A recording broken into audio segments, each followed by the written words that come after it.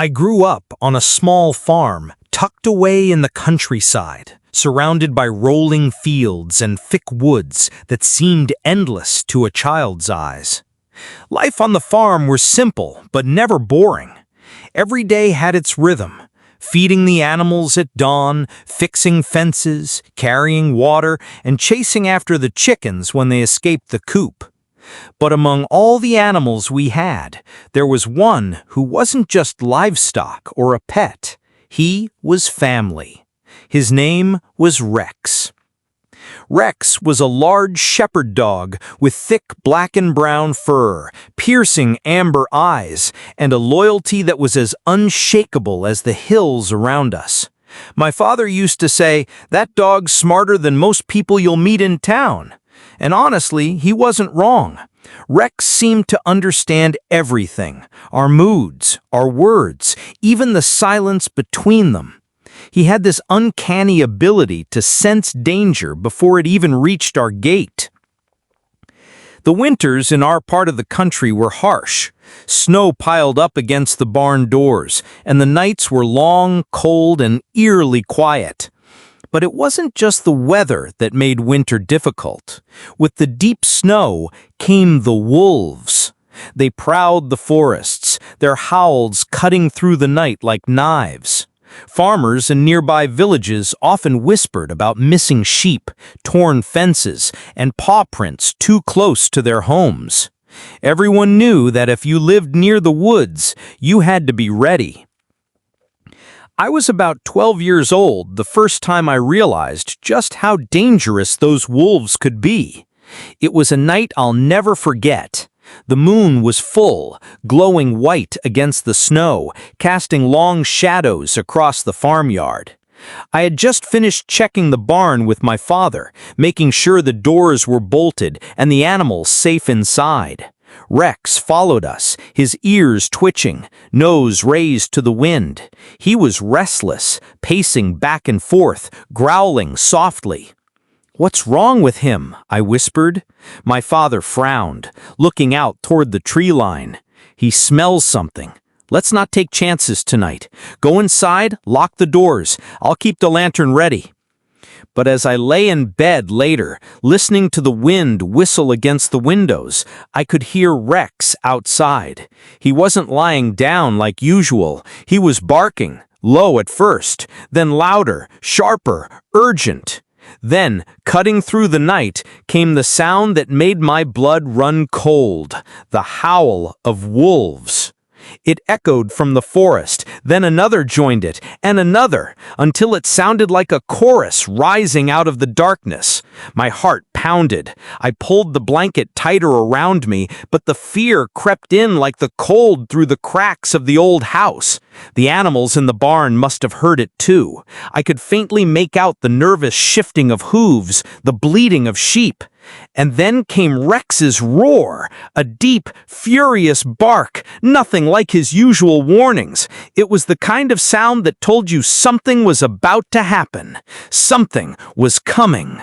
That was the night when I learned that our loyal dog wasn't just a guardian. He was a protector. And before the night was over, he would prove just how far he was willing to go to keep our farm safe. The wolves didn't come quietly that night. At first, it was only the howling carrying across the frozen fields, but then the howls grew closer, sharper, until I could hear the crunch of snow beneath heavy paws just beyond the tree line. Rex barked furiously, pacing near the gate, his body stiff, his fur bristling like a warrior preparing for battle. From my window I could see him, his dark shape against the glowing snow, running back and forth, never turning his back to the woods. Every few seconds he stopped, lowered his head, and growled into the darkness. He knew what was out there, even before my father stepped outside with his lantern. "Stay inside," Father called when he saw me peeking through the window. His voice was steady, but I could hear the strain in it. He held the lantern high, its golden light spilling weakly across the yard. "Rex," he shouted, "easy, boy, easy!" But Rex was far from calm. He barked so fiercely it sent echoes bouncing back from the barn walls. The animals inside were restless. I could hear the sheep bleating, the horses stomping, and even the chickens fluttering nervously in their coop. The farm was alive with fear. And then from the shadows of the woods, a pair of eyes appeared, glowing, yellow, watching. Another pair followed, then more. I counted 3, maybe 4 sets of eyes before my father quickly lowered the lantern and cursed under his breath. "They're close," he muttered. Suddenly, the silence broke. A wolf leapt forward, its body sleek and gray, its teeth flashing in the moonlight. Rex charged at once, no hesitation. The two clashed with a sound that made my stomach twist, a mixture of snarls, growls, and snow scattering under their struggle. "Rex!" I shouted, pressing my face against the cold glass of the window. Father swung the lantern, yelling to scare the pack away. "Get back! Go on! Get out of here!" His voice boomed across the yard, but the wolves didn't scatter. They were hungry, and hunger makes beasts fearless. Another wolf darted around the side of the barn. Rex caught sight of it even while locked with the first, and with a furious growl, he threw himself free, snapping his jaws so close to the wolf's throat that it yelped and pulled back. But there were more shadows moving in, more glowing eyes. My hands trembled. I wanted to run outside, to help, but I was just a boy. My father yelled again, this time toward me. "Stay inside, do you hear me? Don't open that door!" I bit my lips so hard it hurt, tears welling in my eyes. I felt helpless, useless. All I could do was watch as Rex fought with every ounce of his strength, holding back the predators that wanted to tear into our barn, into our animals, into our life. The fight grew wilder. One wolf lunged at Rex's flank, teeth snapping. Rex twisted just in time, clamping down on its shoulder. His growl was deep, guttural, a sound I'd never heard before. The wolf yelped, writhing, and Rex shook it violently before letting go. It staggered backwards, limping, but another wolf immediately took its place. My father ran toward the barn, swinging the lantern like a weapon, shouting with all the force in his lungs. The wolves hesitated for just a moment, wary of the flame, but hunger pushed them on. One darted toward the barn doors, as if testing for weakness. Rex saw it and launched himself forward, slamming the wolf into the snow before it could reach the animals inside. His teeth flashed, his body moved like lightning, and he pinned the wolf down, snarling until it whimpered and fled back into the shadows. The pack circled, weaving in and out of the tree line, their eyes glowing like embers. They weren't giving up. They were testing, waiting, planning. Wolves were clever. From inside the house, I could hear my own heartbeat pounding in my ears. Every second felt like an hour. I pressed my hands against the glass, whispering, "Please, Rex, please be careful!" Then all at once, the night exploded with sound. 3 wolves broke from the tree line together, charging across the snow toward the barn. Rex met them head-on. The clash was brutal. Snarls, barks, the sound of bodies colliding in the snow. My father shouted and swung the lantern, trying to keep them from surrounding Rex, but there were too many, too fast. Rex held his ground. He was only one dog against a pack of wolves, but in that moment, he was a wall of fury and fire. His barks thundered across the farm, his teeth flashed white in the moonlight, and he fought like he was born for this single purpose, to protect. And as I watched, terrified but unable to look away, I realized something. This wasn't just about protecting the animals in the barn. This was about us, about our family, about the very life we had built here. Rex wasn't fighting for himself. He was fighting for all of us. And the battle had only just begun. The fight became chaos. Snow exploded beneath paws and claws, flying into the air as Rex collided with the wolves again and again. His bark was no longer just a warning. It was a roar of defiance shaking through the night. Each time a wolf lunged, Rex met it with teeth and fury, refusing to give an inch of ground. My father swung the lantern, shouting, trying to drive them back. The flame flickered wildly, throwing long, leaping shadows across the barn. The wolves snarled, their breath scheming in the icy air, circling, searching for weakness. Then it happened. One of the wolves slipped past Rex and lunged at my father. "Dad!" I screamed, my voice muffled behind the glass. My father raised the lantern just in time. The flame burst brighter as he thrust it forward, and the wolf skidded back with a furious snarl, unwilling to come closer to the fire. Rex saw it too. He tore himself free from the pack and hurled his body between my father and the predator. His growl was thunderous, his stance unbreakable. He wasn't just defending the barn anymore. He was defending us. But the wolves were relentless. Another leapt onto Rex's back, snapping at his neck. Rex spun violently, shaking it off, but not before it sank its teeth into his shoulder. A sharp yelp cut through the night, and my heart stopped. "No!" I shouted, banging my fists against the window. Rex staggered, but only for a second. Then, with a fury I had never seen, he turned and sank his teeth into the attacker's leg. The wolf howled, twisting and thrashing, until it tore free and limped back into the shadows. Rex's shoulder was bleeding, the snow beneath him stained red, but he stood tall, growling, daring them to come again. The pack hesitated. They hadn't expected such resistance. 1 dog against 5 wolves, and he hadn't fallen. My father backed slowly toward the barn doors, raising his lantern higher, his other hand gripping a pitchfork he had grabbed from the snow. He shouted again, his voice hoarse from yelling, "Back! Get back, you devils!" The wolves circled tighter, their eyes glowing, their bodies weaving in and out of the light. They wanted the animals inside the barn, but now they wanted Rex too. He had wounded them, challenged them, humiliated them. And wolves don't forget. Then they attacked all at once.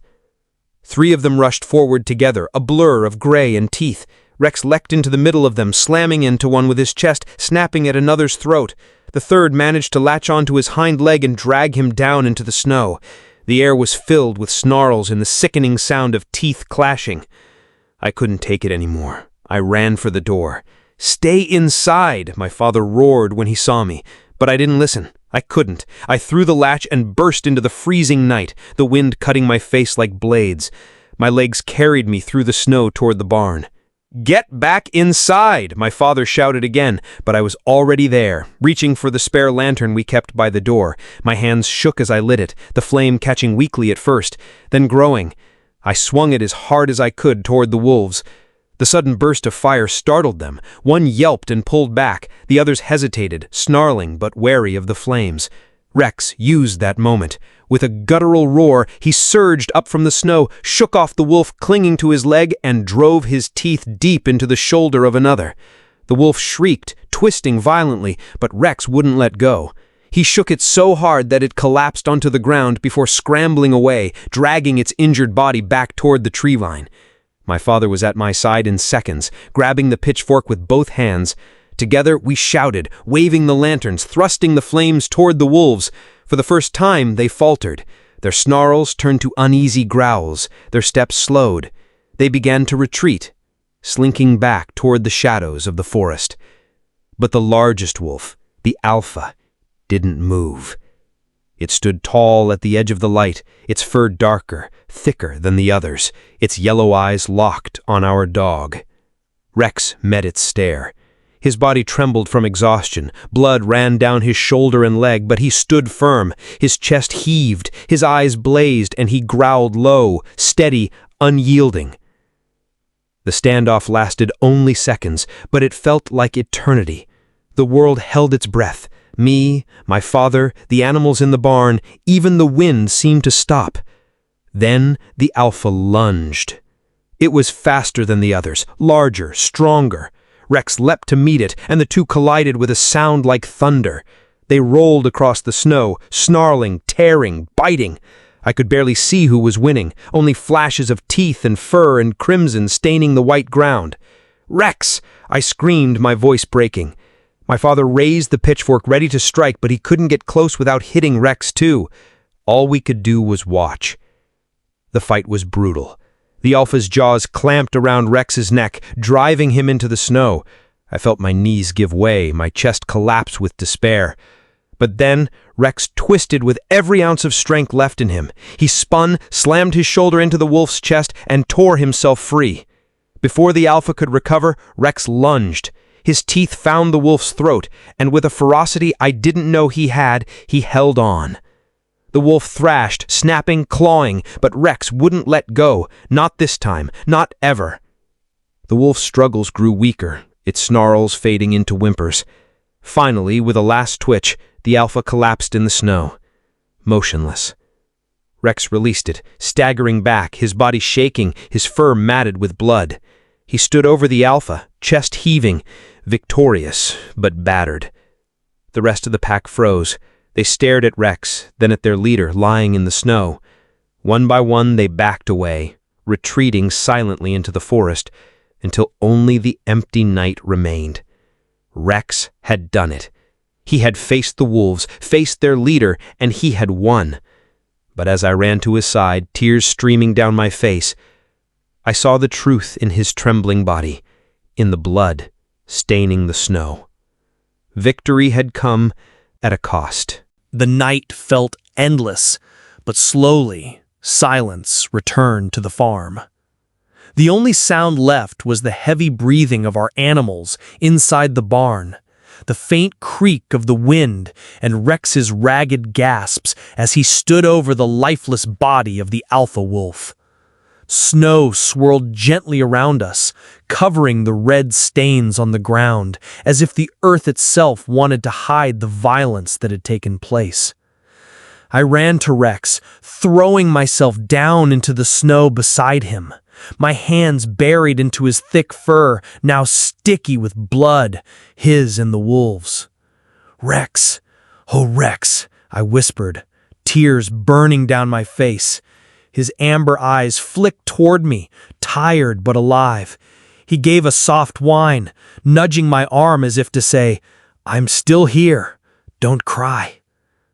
My father knelt next to us, setting the lantern carefully in the snow. His hands were trembling, his voice low and heavy. "Good boy. Oh, you brave, brave boy." He reached out, stroking his head with rough, calloused fingers. For a moment, I saw something I had never seen before. Tears in my father's eyes. We helped Rex to his feet. He staggered at first, his injured leg dragging slightly, but he refused to fall. He walked with us as we guided him toward the barn. Inside, the animals had quieted, though they still shifted nervously, their wide eyes glinting in the lantern light. But when Rex limped through the doorway, a strange calm seemed to settle, as if even they knew who had just saved them. We made a bed of old blankets in the corner of the farmhouse kitchen and laid Rex down carefully. My father worked quickly, cleaning the wounds with warm water, pressing strips of cloth against the bleeding. I helped however I could, though my hands wouldn't stop shaking. "He's tough," Father said quietly as he worked. "He's stronger than any of us realized. He'll pull through. He has to." I sat beside Rex the entire night, refusing to sleep. Every time his breathing hitched or his body trembled, I placed my hand on him, whispering, "It's okay. You're safe. You did it." Hours passed. The wolves didn't return.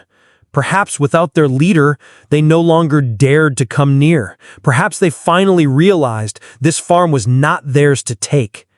Whatever the reason, the night grew quiet once more, and eventually, exhaustion pulled me into a shallow sleep, my hands still resting on Rex's fur. When morning came, the world outside was silent and still. The snow glowed gold in the light of dawn, covering the chaos of the night before. My father stepped outside with his rifle slung over his shoulder, scanning the tree line. He came back after a long while and said simply, "They're gone." Rex was still alive, weak but alive. He lifted his head when he saw me, his tail thumping faintly against the floorboards. Relief flooded me so strongly I nearly cried again. The days that followed were slow and heavy. Rex rested by the kitchen hearth, wrapped in warmth and love. Every step he took was a struggle, but he never let out a single sound of complaint. The wounds healed slowly, leaving scars hidden beneath his fur, reminders of the night he had stood alone against the wild. News of what had happened spread quickly. Neighbors came to see him, to hear the story. Some shook their heads in disbelief. Others clapped my father on the back and said, "That dog's worth more than any rifle." And they were right. For me, Rex became more than just a dog after that night. He was a hero, a guardian, a legend in our family. Every time I walked past the barn, every time I heard the wind in the trees, I remembered the sight of him standing against the wolves, blood on the snow, fire in his eyes. Years later, when I grew older and eventually left the farm, the memory of that night never left me. I carried it with me like a story etched into my bones.